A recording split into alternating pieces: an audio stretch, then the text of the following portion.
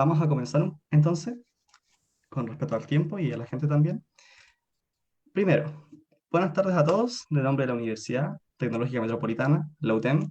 Les doy la bienvenida a este ciclo de charlas, como bien dije, Conéctate con la UTEM y descubre tu futuro, desde el día 30 hasta el 4 de diciembre, que es hoy. Mi nombre es Ignacio Cortés, soy estudiante de Ingeniería Química. Hoy voy a ser su anfitrión en esta charla y comentarles que pueden revisar toda la información respecto a las charlas y a lo que vamos a estar realizando en conectate.utem.cl. Decirles también que tenemos el día de hoy preparada una charla que se llama La importancia de la familia en la vida universitaria, que trata sobre aspectos muy transversales respecto a lo que viene siendo la vida universitaria y sus diferentes aspectos. En este sentido, la charla tiene una duración de 45 minutos, en el cual vamos a tener un momento de preguntas que es al final. En ese momento ustedes pueden escribirlas por el chat o levantar la mano para que les abramos el micrófono y ustedes puedan también comentar sus preguntas o dudas que hayan quedado. Les comento un poquito. Tenemos a una docente que nos acompaña en esta charla, que va a ser la que nos va a exponer esta temática, y la voy a presentar un poquito para que la conozcamos. Primero, comentarles que es trabajadora social. Tiene un magíster en ciencias sociales, un doctorado en análisis de los problemas sociales en las sociedades avanzadas, postítulo en estudios disciplinarios de la familia. Además, cuenta con diferentes diplomados que son en docencia universitaria, diplomados en información educativa y en educación por competencias. Además, justamente ligado a todos estos aspectos, sus líneas de investigación van relacionadas con lo que son las problemáticas emergentes de la familia, la infancia, la juventud, las dinámicas familiares y las problemáticas sociales que nacen en este núcleo, educación superior, salud política, salud y políticas públicas y coterapeuta. Además de desarrollo de diferentes proyectos, como son proyectos de investigación I+D que se encuentran en desarrollo, como proyectos Corfo que se encuentran en postulación también. Los dejo entonces con esta presentación con nuestra docente Julia Cerda Carvajal. Profesora, por favor. Hola, muy buenos días, Ignacio. Muy buenos días a todas y todos quienes están en este minuto participando en esta actividad de bienvenida, ¿no es cierto?, a nuestros estudiantes y a nuestros futuros estudiantes, sobre todo, y queridos estudiantes, ¿no? Para esta comunidad, con mucho cariño, yo he preparado una presentación que, tal como decía Ignacio, tiene que ver con la vida universitaria, ¿no? Y con la familia, la importancia de la familia en la vida universitaria, ¿ya? Y bueno, como tenemos exactamente el tiempo que tenemos, yo los voy a incluir a ustedes en un tema que es mundial y universal, ¿no? Cuando nosotros decimos familia, decimos, bueno, tenemos una idea personal o significativa de lo que esto significa. Y como estudiantes universitarios, en la etapa que estemos, ¿no es cierto?, es necesario a veces recordar que el grupo humano que más prevalece en la vida de uno y que está más tiempo presente es la familia. ¿M? Y a veces también algunos amigos, ¿no? Algunos amigos que tenemos de la vida, ¿no? Y quisiera lo primero decir, ¿no es cierto?, que ¿por qué? La pregunta sería para nosotros, ¿por qué es importante la familia si ya estamos en la universidad? Supondría que ya estamos poniéndonos autónomos, que estamos en tierra derecha para nuestra vida adulta. Sin embargo, ¿no es cierto?, aquí con lo que nosotros vamos a conversar, vamos a dejar algunas ideas de la importancia que tiene, aun cuando estemos junto a la familia o estemos lejos de la familia siempre va a prevalecer en la vida de los seres humanos. Hay una importancia universal de la familia. Todas las culturas, ¿no es cierto?, viven de cierta manera una forma de ser familia. Existen en el mundo 4 pilares diferentes reconocidos y a veces más, de formas que tuvimos durante el siglo XX de conformar la familia, que tienen que ver, ¿no es cierto?, con los lugares geográficos en que estamos. Toda la cultura occidental conformaba un ideal de familia, ¿no es cierto?, más bien eh, monogámica, biparental, con un núcleo, ¿no es cierto?, era como una característica de la familia, lo cual ha ido variando. Hay otras, ¿no es cierto?, formas diferentes en Asia, ¿no es cierto?, y diferentes dentro del Asia también, en otros sectores, ha prevalecido, ¿no es cierto?, otras formas, en África también otras formas de ser. Entonces hay pilares distintos que están en realidad relacionados con formas y como visiones culturales y religiosas, pero sí, la forma que tenga es la importancia que tiene, ¿no es cierto?, la familia. Hay un significado especial en nuestra cultura occidental y chilena. Chile, ¿no es cierto?, en los estudios siempre aparece caracterizado como un país familiístico. O sea, en Chile se le da importancia a la familia. De una u otra manera, la familia, comillas, te apaña, en algún minuto alguien de la familia va a tener un significado, o bien la familia va a estar muy cerca y muy significativa. Hoy los voy a invitar a una forma de ver la familia que se llama el ciclo evolutivo de la familia, que es una teoría de tipo desarrollista que nace como en el año 40 del siglo XX Y fíjense que ha ido enriqueciéndose y ha ido hasta el día de hoy, con tiempos tan críticos como hemos vivido este último año, ¿no? Y estamos frente a una crisis, ¿no es cierto?, no solo sociosanitaria, sino que efectivamente social y económica en este minuto, que nos ha puesto la cultura de pies para arriba, ¿no? Y entonces la familia, por ser una institución de esa cultura, también está igual, sufre, ¿no es cierto?, aquello de esta crisis, ¿no es cierto? Y de una otra manera, ¿cómo la podemos ver hoy día desde esta teoría de un ciclo? Y después los voy a invitar a ver, ¿no es cierto?, a revisar un poco los factores de riesgo y de protección durante la vida universitaria y cómo estos factores tienen relación con la familia. Entonces, lo primero que podríamos decir, que ya hay un concepto variado, una visión tradicional, aquí estamos viendo en estas imágenes distintos tipos de familia o estructuras de familia.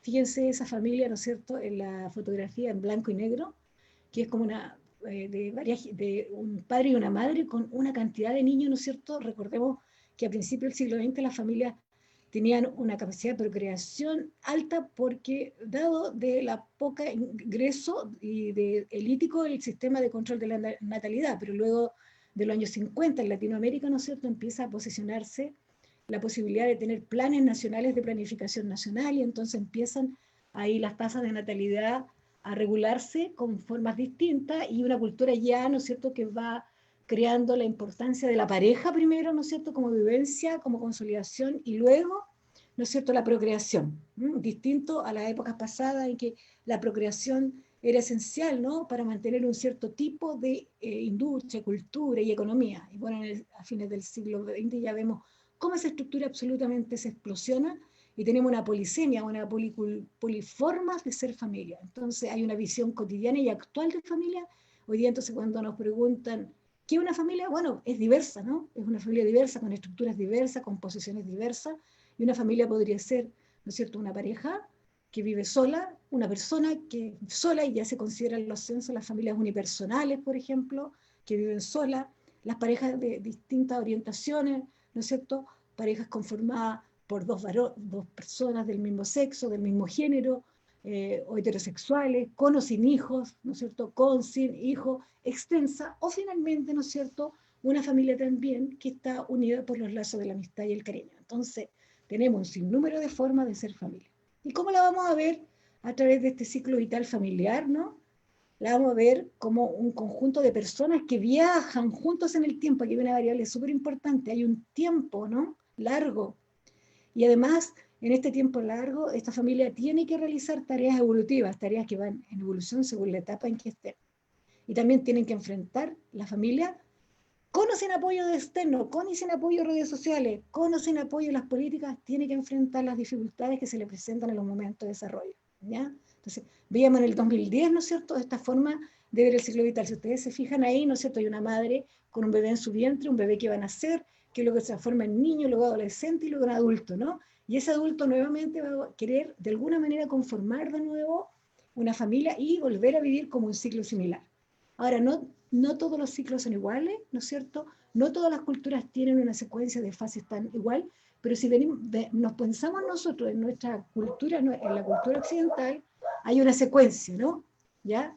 Una secuencia de estadio a lo largo de este ciclo, ¿ya?, que van a experimentar la mayoría de la familia, que es la nueva pareja con o sin hijos, luego la familia con los niños pequeños y la edad preescolar, ¿no?, las guaguitas, luego van a la sala cuna, al jardín, luego la familia con los niños escolares que van al colegio, la familia de educación media con uno más adolescente, y por fin ahí en rojo grande las familias con jóvenes más bien adultos que empiezan, a pesar que en Chile, ¿no es cierto?, entre podríamos decir que entre los 14 y los 29 años todavía son considerados jóvenes, se ha extendido la etapa de la juventud según nuestras normativas, ¿no? Se reconoce en Chile que un joven puede estar hasta la treintena, ¿no?, siendo considerado joven, ¿no?, porque hay cambios en esta forma de vivir la juventud. Si ustedes se fijan ahí, hay después una familia con hijos que abandonan el hogar y familias con padres jubilados. Entonces, entre la familia de jóvenes adultos con uno o más de 18 años, porque pueden tener más de 18 años también, y en la etapa en que llevan a abandonar el hogar es la etapa en que estamos nosotros. Si ustedes se fijan ahí, ¿no?,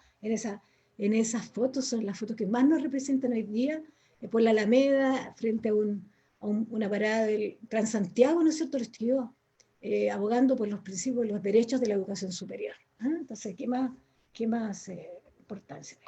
Y aquí tengo otra que me parece interesante, que cuando estamos nosotros en esta etapa de casi que como que nos seríamos adultos, pero no somos, estamos entre como dos aguas, ¿no?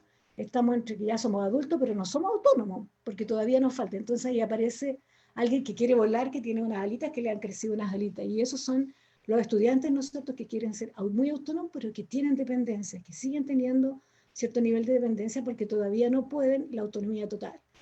¿Cuándo se es autónomo? Cuando uno es capaz de tomar las decisiones.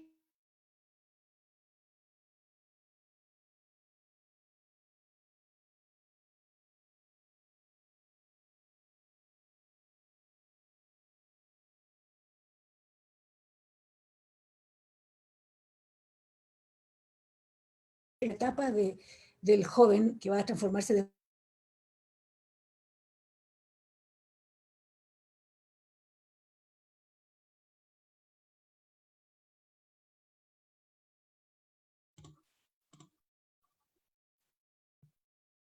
¿Estamos ahí? Creo que tuvimos un pequeño problema de conexión en este momento. Ahí está. La profesora está muteada, si no me equivoco.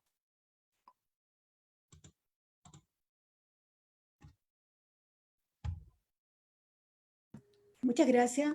Gracias, Ignacio. Ya Ahí he sí, vuelto. ¿Sí? ahí estamos. Es el bache del sistema de las redes, ¿no? Estaba La diciendo que problemática que traen las redes. hay una relación, entonces dijimos que estábamos hablando de la familia, pero ahora vamos a relacionarla con la vida universitaria, con los estudiantes universitarios. Las familias que tienen dentro de su núcleo o de su grupo, ¿no es cierto?, de su afecto, de su relación y sus vínculos, jóvenes universitarios. Y entonces vamos a relacionar ahora y nos vamos a ir a mirar cómo se estudian estas etapas, ¿no?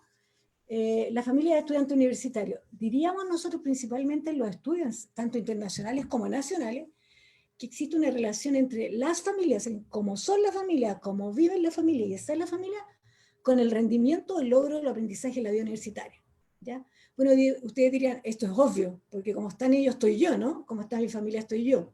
Pero en el mundo, en todo el mundo, existen estudios en todos los idiomas que corroboran estas relaciones, ¿no es cierto? El estar en un tipo u otro de familia viviendo, ojo, no estoy poniendo afuera el estudiante universitario porque forma parte de esta familia, así sintámonos parte, estamos adentro, el estar o no estar en esa forma en que vivimos de familia, sube o se mantiene un buen rendimiento, ¿ya? Entonces, de una u otra manera, la forma, la comunicación, lo que le está sucediendo en esa etapa del ciclo vital a la familia influye, primero que nada, ¿no es cierto?, en mantener la calma y mantener el sostenimiento para poder tener una vida universitaria.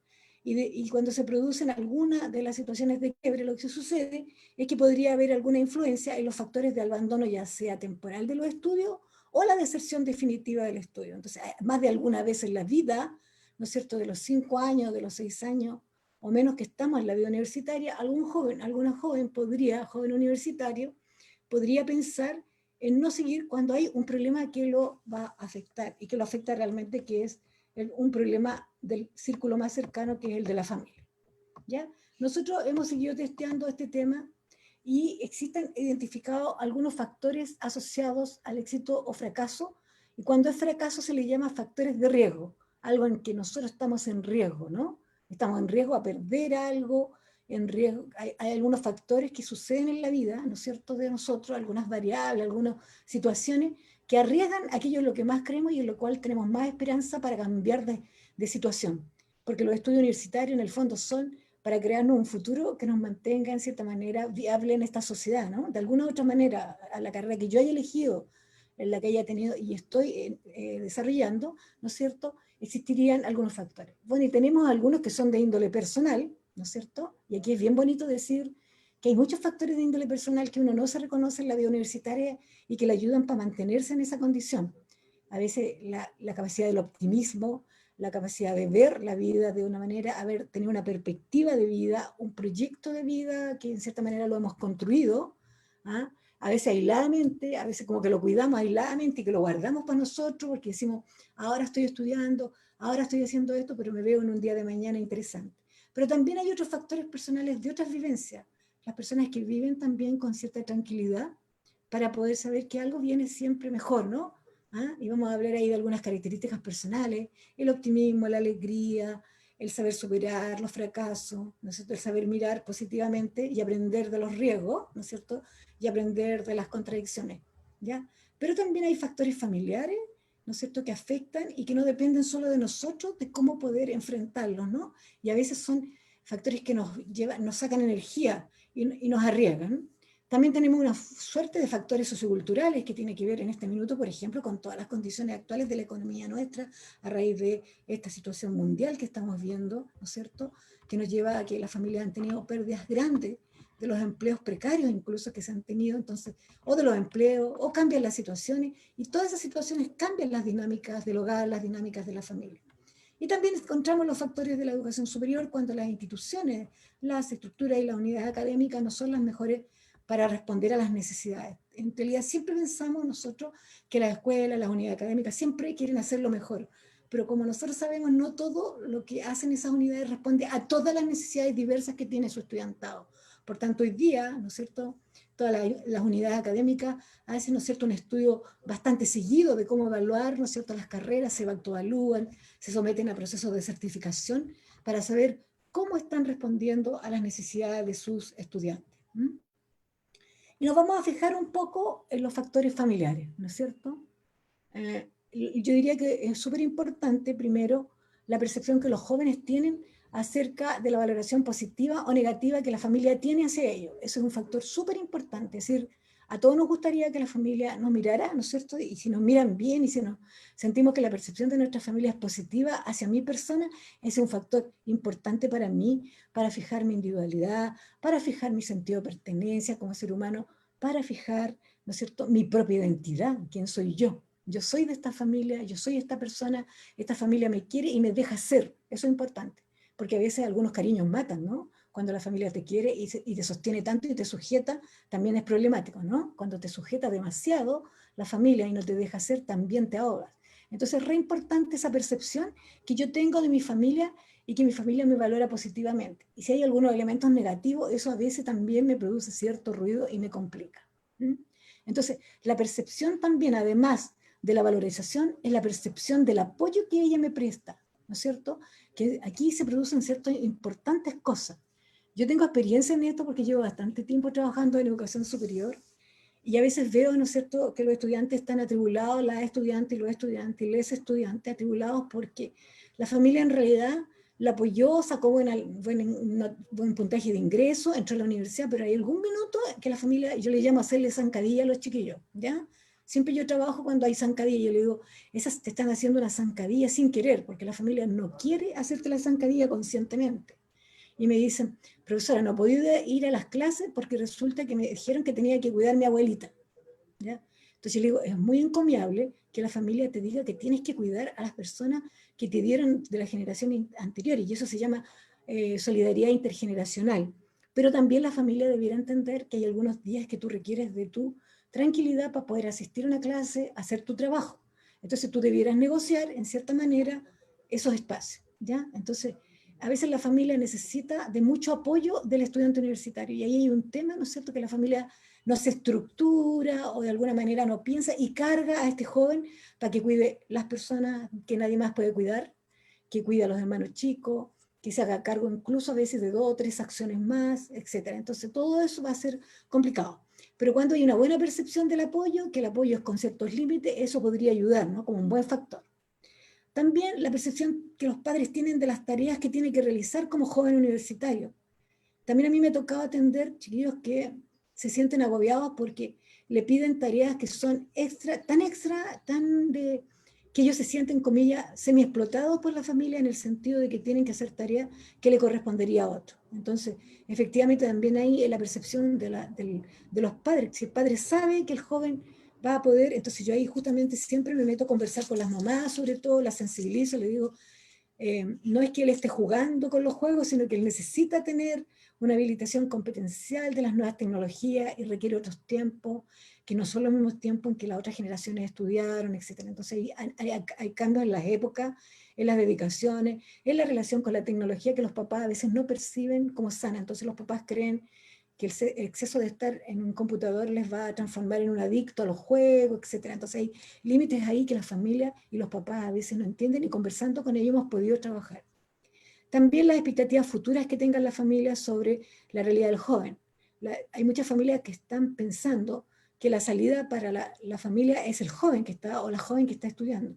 Entonces también no le dejan un espacio y los jóvenes se sienten agobiados, pero cuando esto es con mesura, ayuda, ¿no? También su comunicación con los estudiantes, la posibilidad de que la familia se comunique realmente con el estudiante, lo comprenda, y él también. Cuando hay falla en la comunicación, vamos a ver que se va a transformar eso en un factor de riesgo, ¿ya?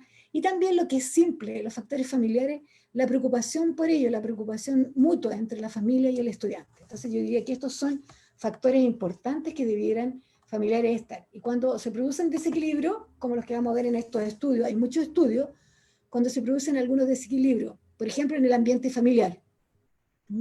Cuando en el ambiente familiar, vale decir, toda esa, lo que se llama la atmósfera de la familia, lo que se vive, ¿no es cierto?, la cotidianidad, la forma en que se relaciona, la forma de la organización de los roles, en que hay cierta tranquilidad, no hay todavía todos los días una problemática de quién va a ser quién, cuando hay familias más caóticas, con más de una dinámica más caótica que llamamos nosotros, ¿no es cierto?, en que no se sabe quién hace qué, ¿no es cierto?, es complejo, pero cuando hay un ambiente propicio familiar a la comunicación, hay ciertas manifestaciones mínimas de afecto, no siempre todos vamos a estar entregando afecto a todos, ¿no? Eso es con mesura, porque también tenemos que dedicarnos a la vida diaria. Las motivaciones para hacer las cosas, sobre todo también el manejo de la autoridad, ¿ya? El manejo de la autoridad, de quién tiene la autoridad y quién lo va a hacer, qué va a hacer quién, el orden que uno espera, el joven espera que alguien en esa familia haga y no le carguen a él o no le den a él esa responsabilidad que es de otros, ¿no? Y también una valoración del estudio. Si la familia, como decíamos antes, valora ese estudio, va a haber también un mejor desempeño en los estudios. El segundo factor familiar de las responsabilidades familiares también es interesante, relacionada a la situación económica de la familia, que de una u otra manera va a repercutir en el estudiante, porque se necesitan tener cubiertas las necesidades primarias. Y aquí es donde vienen los principales choques, ¿no? Cuando efectivamente a veces por trabajos remunerados se devalúa el sentido del estudio, el valor del estudio, y se devalúa la educación, y se va a tener que dar prioridad al trabajo remunerado. Entonces el estudiante se ve exigido por la familia que ayude económicamente para resolver necesidades y que no pierda el tiempo estudiando, textual, ¿no? Que no pierda el tiempo estudiando. Entonces llega un minuto en que la familia se desespera por las situaciones que tiene que enfrentar y puede suceder esto. Ahora hay familias que también saben hacer, ¿no es cierto? Que dicen esto es temporal, ya va a pasar y se ayudan, ¿no? También el otro factor familiar, los estudiantes con hijos, ¿ya? Por lo que las obligaciones son prioritarias, son otras, ¿no? Mantener bien a su hijo, preocuparse de la salud de su hijo, de la alimentación.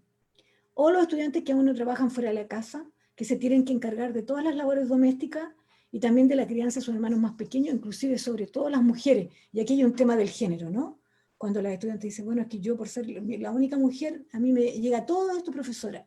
Entonces, bueno, cada día esto ha ido variando menos mal con todas las campañas que hay de igualdad de oportunidades, de no violencia contra las mujeres, no discriminación contra las mujeres. Entonces esto tiene que ir variando, pero efectivamente eso ha sucedido y nosotros lo contactamos en la práctica. Hay otros factores también específicos de riesgo, ¿no es cierto? La situación económica familiar ya lo habíamos dicho, los embarazos no deseados, que en muchos casos se expresan en la negativa de pagar la carrera por parte de los padres. Ya, ahora tú embarazaste, por tanto, como embarazaste, nosotros no te vamos a acompañar, ¿no es cierto? Y hay también familias que sí efectivamente van a respaldar, pero hay casos también que... Esto va a llevar en la mayoría de situaciones al desarrollo de trabajos parciales remunerados, que eso es normal hoy día, ¿no es cierto? Que estemos trabajando y estudiando. Entonces surge la necesidad de trabajar para pagarse los estudios como soporte, pero esto también significa un factor de riesgo, en tanto esto les va a impedir, y siempre están los chiquillos con la necesidad de decir, no estudié bien, no sé bien. Entonces aquí han habido una serie de, esto no es un riesgo nomás, también hay un factor protector, que es el que a veces los chiquillos tienen estrategias. Entonces, como un factor de riesgo puede transformarse también en un factor protector cuando los chicos desarrollan estrategias para hacer las dos cosas. Entonces, tanto cumplen en los trabajos como cumplen en la universidad. Entonces, por tanto, las metodologías tienen que variar frente a un nuevo perfil de estudiante. Entonces, estos factores específicos de riesgo también le llevan a las instituciones, a las unidades académicas, a desplegar también, y a las familias a desplegar otros recursos y otras estrategias. Entonces, también empiezan ahí formas distintas. Por otra parte, el ambiente familiar incide en la falta de hábitos de estudio. Eso también porque no tenemos posibilidad de organizar el tiempo y de tener conductas para un buen rendimiento académico. Entonces siempre estamos como cansados y entonces nos estresamos mucho.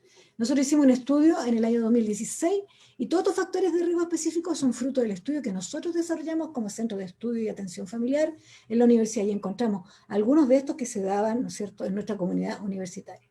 También hay otros que son factores clínicos, problemáticas clínicas que están originadas a veces en el núcleo familiar, donde el espectro de enfermedad emocional es muy amplio. Y los más comunes son los estados de depresión, de ansiedad y de estrés, por los factores que me voy revisando y también se unen los factores personales.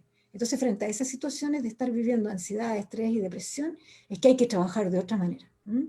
Y estos cuadros psicológicos de los estudiantes provienen en la gran mayoría de las problemáticas originadas en el núcleo familiar, en la familia, y también de algunas afectaciones personales también.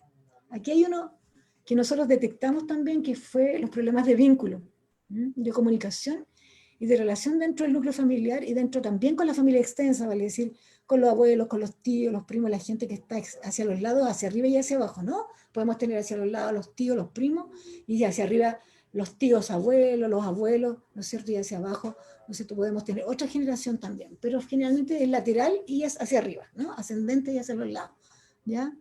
Padres dominantes, también castigadores, muy manipuladores, y esto va a generar, ¿no es cierto?, esos padres que te manipulan, bueno, hace esto, pero yo te doy este otro, no es que no tienes que hacer esto, no acá, y esto genera muchas emociones y sentimientos de rabia en los chiquillos y las chiquillas, en los estudiantes, frustraciones, pena, inseguridades, ambivalencia de sus sentimientos hacia sus padres, y sobre todo un sentimiento de incompletitud, y esto provoca trastornos emocionales.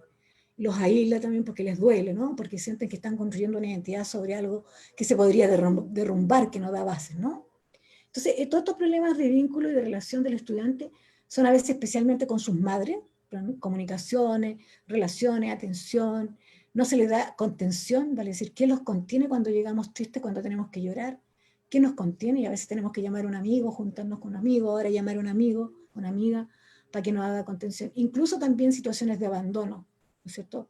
Cuando a mí me ha tocado casos que me dicen, si es lo mismo que yo estuviera o no estuviera en mi casa porque mi mamá no se preocupa ni siquiera de nada, yo me las bato sola, profesora, yo me las bato solo, yo hago todas mis cosas, no tengo, y me siento abandonado, ¿ya?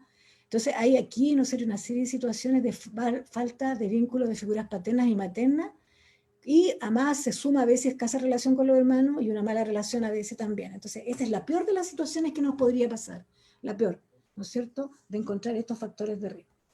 Y también podría haber otra, ¿no es cierto?, que aunque no se dé en la familia esto, también se podría dar las relaciones de pareja, ¿no es cierto?, con los estudiantes cuando las relaciones de pareja son conflictivas, cuando hay desconfianza, celos, cuando hay en alguna parte, en uno de los miembros de la pareja, carencia de habilidades sociales, para cuando tenemos que enfrentar situaciones complejas a nivel del grupo familiar, cuando tenemos esta comunicación baja o escasa, ¿no es cierto? Entonces, también además una relación conflictiva de pareja podría ser un factor de riesgo también, que si se dan los dos factores también podría ser complejo y incidir en alguna posibilidad temporal o de dejar su estudio, ¿ya? Y hay otra que es muy, también que hemos visto que ojalá siga, que no existiera, pero lamentablemente a veces sí subsisten, que el factor de riesgo de la violencia psicológica y física dentro del pololeo. Que cada día más, ¿no es cierto?, existen estudios en el país sobre la presencia de este fenómeno. Pero bueno, queridos y queridas chiquillas y personas participantes en esta actividad, no todo es negativo. También tenemos lo que se denomina los factores protectores, ¿no? Son todo eso que nos protege y que nos hace bien, ¿no es cierto? Que son los atributos personales, yo que ya lo había dicho, ¿no? Esos atributos que nos hacen ver así, ser positivo, algunos días levantarnos con mucha energía, de saber que la vida está ahí dura, el problema después ya el otro día va a pasar otra cosa. Aquellas personas que tienen habilidades sociales, personales que han desarrollado en su vida de infancia temprana y de infancia y adolescencia que les permiten la universidad tener buenas habilidades sociales de contacto con sus profesores, con sus pares, con las personas, ¿no es cierto?, del sistema universitario, y además eso se cultiva en cierta manera también o no en la familia, porque a veces tenemos una familia que es más tranquila, pero nosotros logramos desarrollarnos en el ambiente externo con más tranquilidad y ser positivo y tener un ambiente positivo tanto en el estudio como en el trabajo, ¿no? Entonces, a veces sucede de todo, ¿no es cierto?, en la vida y en los ambientes. Hay también fundamentalmente un vínculo y relación con figuras significativas, yo lo dije, con los padres, la madre, los hermanos, el profesor, los profesores, la secretaria de la carrera, que nos ayuda tanto también, ¿no? El medio familiar es fuente de influencia positiva, es un factor protector importantísimo y aparece como este factor de retención y en la investigación que nosotros hicimos en particular como un factor esencial.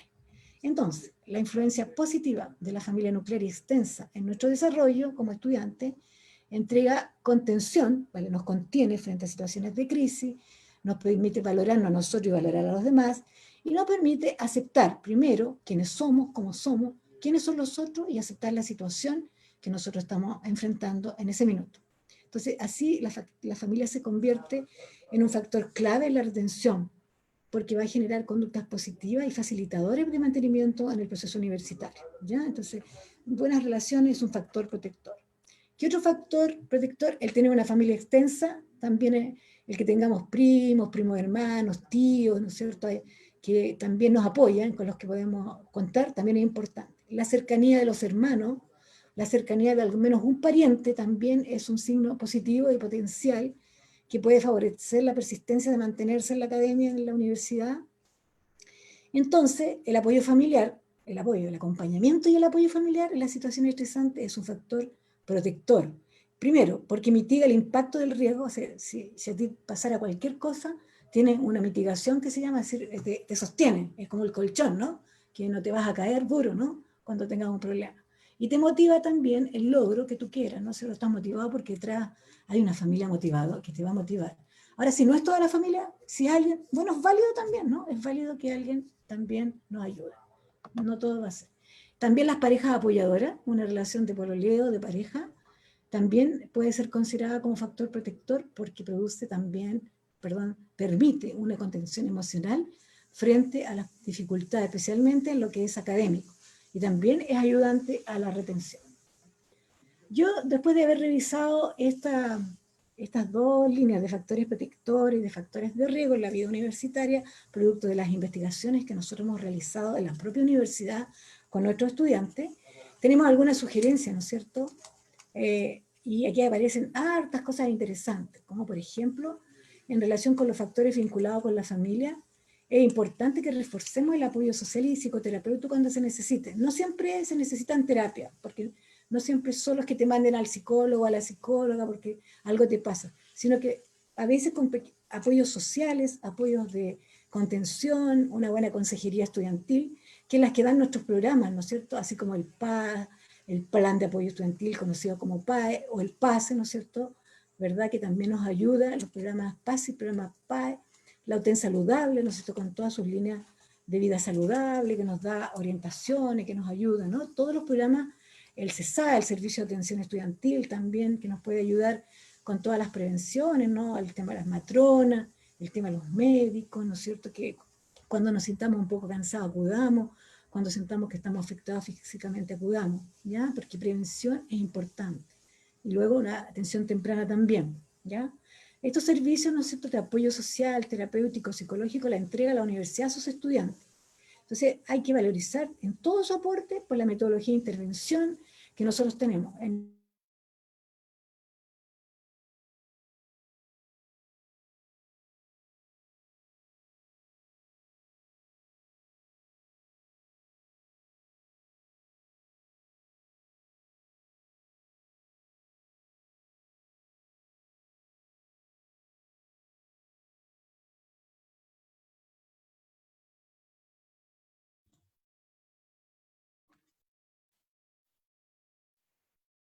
Tuvimos tuvimos un pequeño percance. Vamos a volver inmediatamente, chicos. Tuvimos un pequeño percance de conexión. Problemáticas clásicas que pueden ocurrir dentro de lo que viene siendo la telecomunicación, ¿verdad? Así que vamos a ver que llegue la profesora.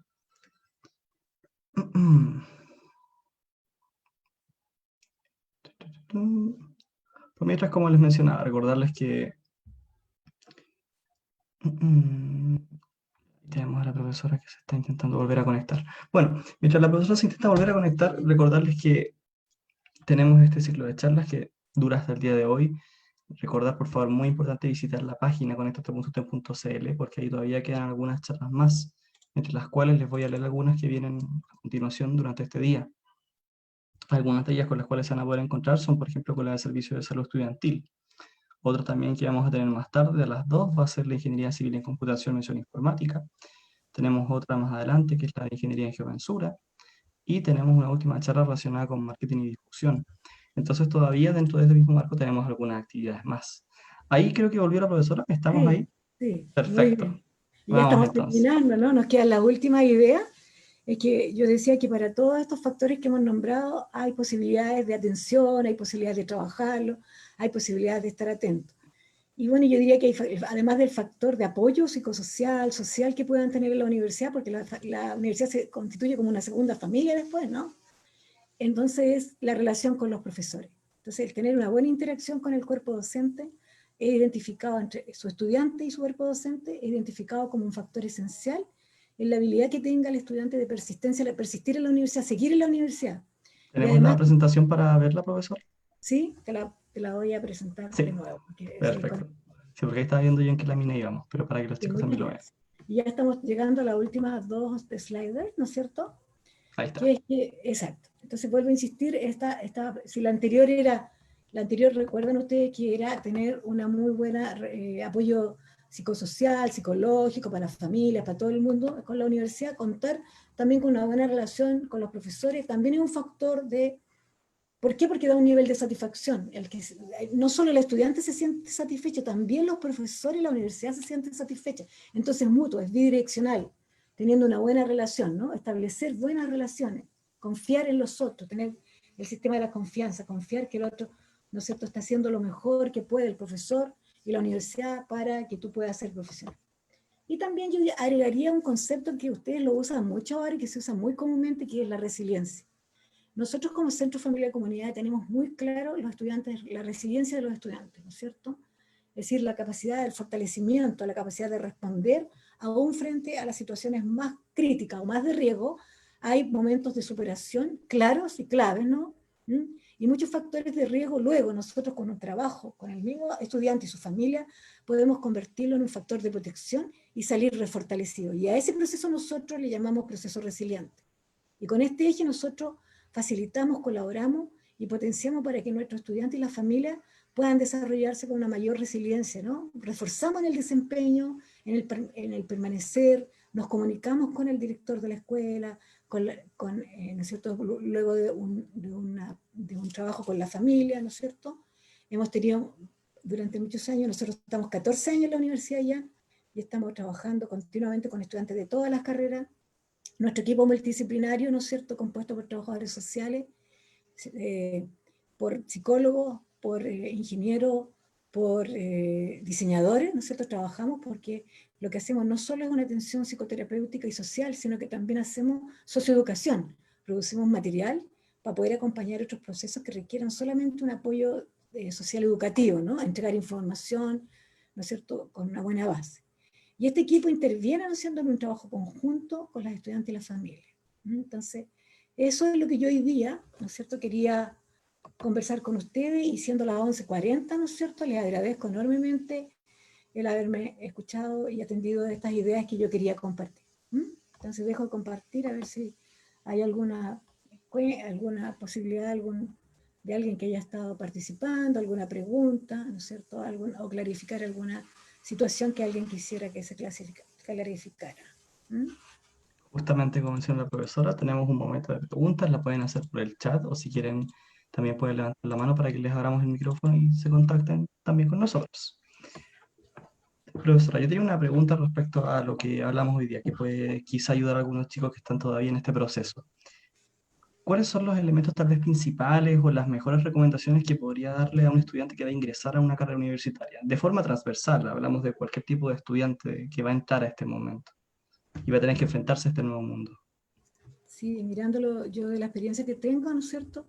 Yo diría que, bueno, primero confianza, porque ya él hizo ya su esfuerzo, y no él, sino que la familia y el país también, todos juntos, ¿no es cierto?, para que él pudiese llegar a la educación superior. Y lo más importante es que cuando ya estás en la educación superior, tener la posibilidad de entender las claves que tiene ese sistema. Porque cuando entras de un sistema de educación media a un sistema de educación superior, las claves cambian. Porque se va a requerir, yo diría, una ampliación del concepto de la autonomía, de la autodisciplina, en términos de tener la posibilidad de planificar, tener una capacidad de planificar tus tiempos. Generalmente tenemos que planificar tiempos con doble agenda, o triple agenda, porque una agenda de trabajo, una agenda de estudio y una agenda de pololeo. Si tenemos las tres cosas que hacer, que son muy importantes en esta etapa, ¿no? Y la cuarta agenda, mis amigos. Entonces hay hartas acciones que hacer. Y cuando tienes una agenda tan súper exigida, lo que significa es que tenemos que saber planificarlo.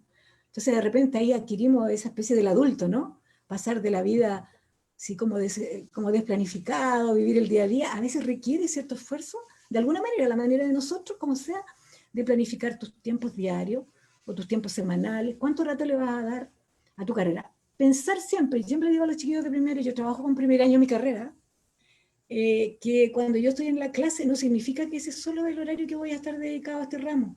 Y si tengo 7 ramos, imagínense el rato que tengo que planificar. Si tengo una clase de 2 horas, significa que voy a estar 2 horas afuera también leyendo y preparando los materiales, volviendo a escuchar la grabación de la clase, para poder capturar algunos de los elementos, las ideas que se trataron en la clase. Entonces se requiere una especie como de nueva traducción, ¿no es cierto?, de los tiempos distintos que voy a tener. Y eso a veces cuesta, el dedicarte a organizar tu tiempo. Yo diría que ese es un elemento importante para el primer año. Te cambia los códigos de comunicación, ¿no es cierto? Son otras las comunicaciones, pues vas a tener, ¿no es cierto?, que crear también aprender a crear una relación con el cuerpo académico. A veces son académicos de mucho tiempo, grandes investigadores, ¿no es cierto? Pero en general en la UTN los profesores son bastante cercanos, o sea, conversamos harto con nuestros estudiantes y tenemos muy buenos ayudantes. Entonces, el segundo elemento que yo diría, afinar las relaciones sociales interpersonales. Saber conversar, ¿no es cierto?, con las personas, porque sabiendo conversar.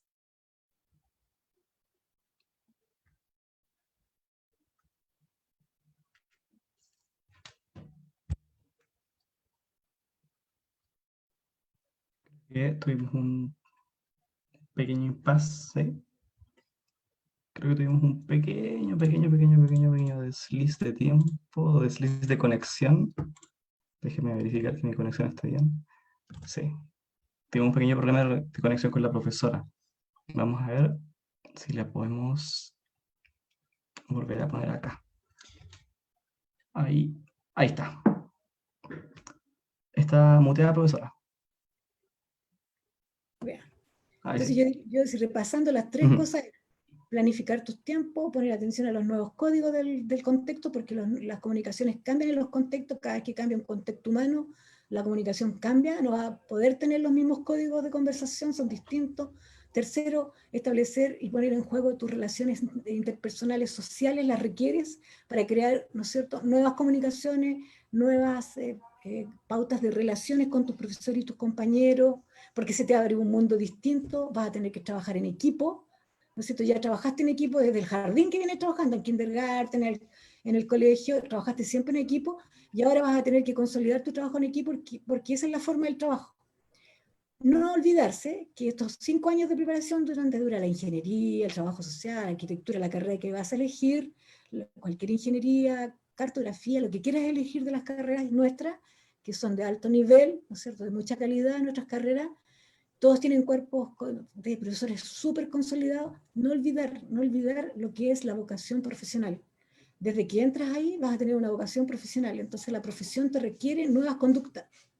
Queramos o no, somos jóvenes, ustedes son jóvenes, ¿cierto? Queramos o no, nos vamos a transformar en corto tiempo en un profesional. Y hoy día, una de las cosas que se le exige a los profesionales es que sean creíbles.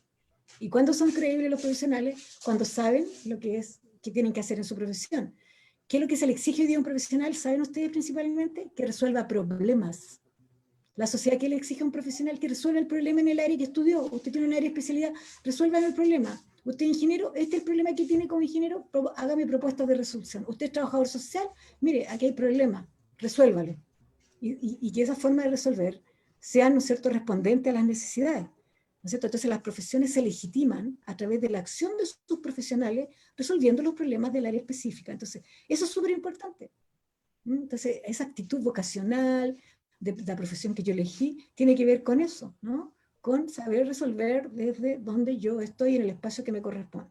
Y lo segundo, que hoy día sabemos, que Ujú. todos saben que las profesiones hoy día no tienen límites propios. Antes nosotros los trabajadores y las trabajadoras sociales sabíamos que esta era nuestra área y hacíamos eso. Y hoy día las barreras profesionales se convirtieron ¿no es cierto? Se hicieron líquidas, como diríamos. Se bajaron las barreras. Entonces a veces yo estoy trabajando con un equipo profesional distinto y yo trabajo interprofesionalmente, lo que se llama la interdisciplina. Entonces también tengo que tener la capacidad de entender qué hace el otro profesional, cómo le colaboro yo también desde mi quehacer, desde lo que yo sé. Entonces conformamos equipos interdisciplinarios. Yo diría que ese también es un elemento importante, prepararse, no solo para equipos de los que saben igual que yo, sino que equipos que saben distintas cosas de cómo vamos a solucionar el problema.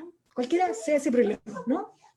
Claro, Y se va relacionando con todo lo que igual nos fue conversando, esto del desarrollo en equipos multidisciplinarios, donde se van mezclando diferentes disciplinas, poder encontrar soluciones con una visión mucho más integral a las problemáticas que se van generando y que cada día van saliendo nuevas problemáticas en relación al avance que tenemos.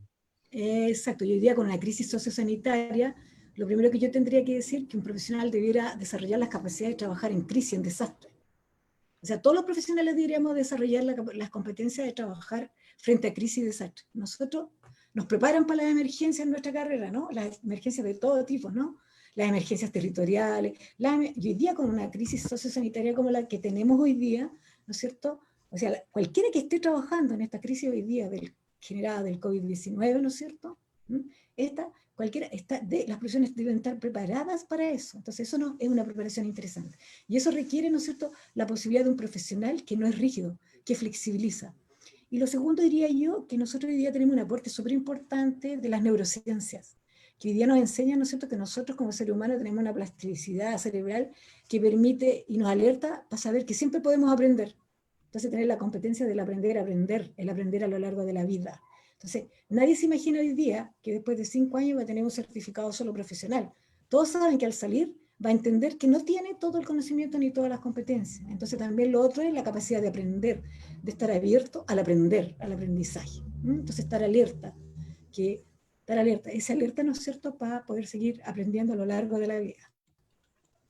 Y Justamente, ser persona, valorizarse como persona, porque si eres un profesional que está ahí con problemas personales, con lo que hablamos de los elementos personales, el tener un diploma tampoco te salva de poder, ¿no es cierto?, también las partes personales y familiares. Entonces también el equilibrio, porque a veces podemos ser grandes profesionales, pero también tenemos que tener a la base una vida personal, familiar y comunitaria también de tranquilidad, para que nos dé satisfacción, ¿no? claro, Eso. y todo este proceso también de formación académica incluye también una formación personal. O sea, uno se va Sí, construyendo como persona, hablamos de una formación integral en muchos aspectos. cierto. Sí, exactamente. Eso es lo integral. Y eso te lo da la vida universitaria también, la integralidad, porque cómo se mira, ¿no? Nosotros Justamente, en la universidad, te digo, tenemos una red interna bastante potente en la UTEM de poder facilitar estos procesos a nuestros estudiantes, ¿no? Trabajamos en conjunto las redes de salud, mental, de salud, la oficina de género e igualdades, ¿no es cierto? Tenemos una oficina de género bastante interesante, tenemos un centro de familia, tenemos diferentes unidades, el acompañamiento a la vida universitaria, ¿no es cierto?, con la atención a todas las situaciones de problemas personales y familiares que tenga el estudiante, ¿no? Los tutores, que son muy importantes también, la labor de los tutores, las carreras es muy importante, que acompañan a sus pares, ¿no?, los chicos que van en carreras más adelantadas y que tienen la vocación del servicio, de querer acompañar, eso es muy valioso en la universidad, es muy valioso. Entonces yo creo que ahí el estudiante que quiera ingresar a nuestra universidad se va a sentir acompañado, va a tener el apoyo social, ¿no es cierto?, como para poder mantenerse dentro del estudio. Una cosa es entrar y la otra es mantenerse, ¿no? Entonces, porque los exactamente. porcentajes de deserción son altos también a veces, ¿no? Ujú. Pero por eso Eso, tenemos justamente esos programas que usted nombra, que son los programas de acompañamiento, que son los programas de tutores, el mismo programa eso. PAE, que como bien usted dice, por experiencia personal también, son programas justamente dedicados a todo este tema de la formación y de inserción en lo que es la vida universitaria. Sí. Entonces los vamos a Bueno, estar apoyando, los vamos a sí, estar apoyando. Ujú. Bueno, dejamos con esto entonces la charla del día de hoy. Le agradecemos nuevamente a la profesora. Si tiene algunas palabras antes de que terminemos, profesora, algo que quiera decir, comentar. Sí, mira, agradezco a ustedes como grupo organizador, ¿no es cierto?, del Conéctate con la OTEM y Descubre su futuro, ¿no es cierto?, que es un eslogan muy bonito este año, ¿no es cierto? Agradezco la invitación para conversar sobre este tema de la familia, que es un tema universal, que parece tan obvio en la vida, pero que es tan importante para acompañar los diferentes procesos y etapas de la vida. Eso, la sensibilidad de ustedes como equipo organizador para haber visto este tema como importante y también desearles a todos y a todas, ¿no es cierto?, que este proceso de ingreso a la universidad tenga no solo el hecho del nerviosismo de quedar o no quedar en la universidad, sino que también tener la capacidad para poder mantenerse. Y eso es lo que queremos, ¿no? Que no solo ingresen, sino que se mantengan con nosotros y los vamos a acompañar. Eso. Gracias a ustedes, ¿eh? Gracias a todos. ¿Ya? Gracias, profesora. Nos estamos viendo, chicos. Muy Sigan bien. conectándose Nos con estamos la viendo. página y con la Nos UTEM. estamos viendo. Nos vemos Nos estamos entonces. Muchas viendo. gracias. Hasta luego. Hasta Gracias. luego.